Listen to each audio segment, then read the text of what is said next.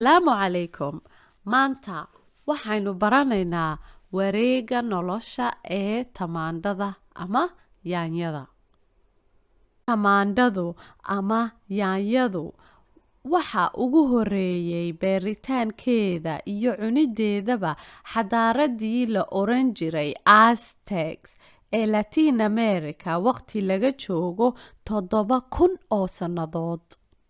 Ma og tahay 7,000 ee sannadood qaaradaha sida Afrika, Yurub iyo Asia lagama aqoon tamaandhada. Qarnigu markii uu ahaa 16 ama taariikhdu markay ahayd 1521 ayay badmareeno Spanish iyo Portuguese ah keeneen Yurubta. Dhulka Soomaalida lagama aqoon tamaandhada ka hor qarnigii 17aad.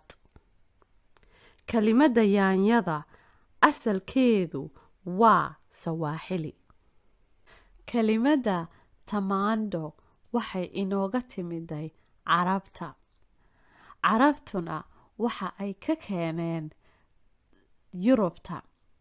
Yurubtuna waxa ay ka keeneen kelmaddaasi oo isticmaali jiray dadkii lahaa ee Latin America deganaa oo oran jiray G-tomaat. Wareegga nolosha ee tamaandhada ama yaanyada. 1. Waxaan soo qaadnaa iniin oo aan ku aasnaa dhulka. 2.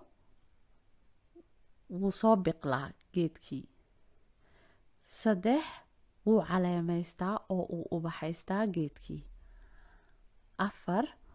Geedkii wuu midho dhalaa oo uu tamaad soo dhalaa. Shaqooyin ku saabsan tamaandhada ama yaanyada.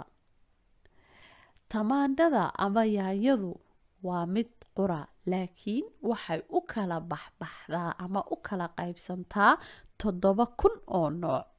Waxaa jira tamaandho madow, tamaandho akhtara ama cagaara, tamaandho casaana ama guduuda, iyo qaar badan oo kala duwan.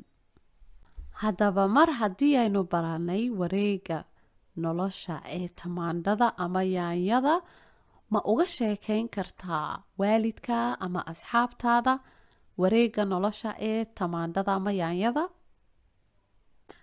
Haddii aad rabto in aad caruurta barto wareegga nolosha ee aan maanta baranay, waxaad website-keena 4ilmo ama 4ilmo.com ka helaysaa cashiro diyaarsan oo PDF ah. Iftiimi mustaqbalka ilmahaaga.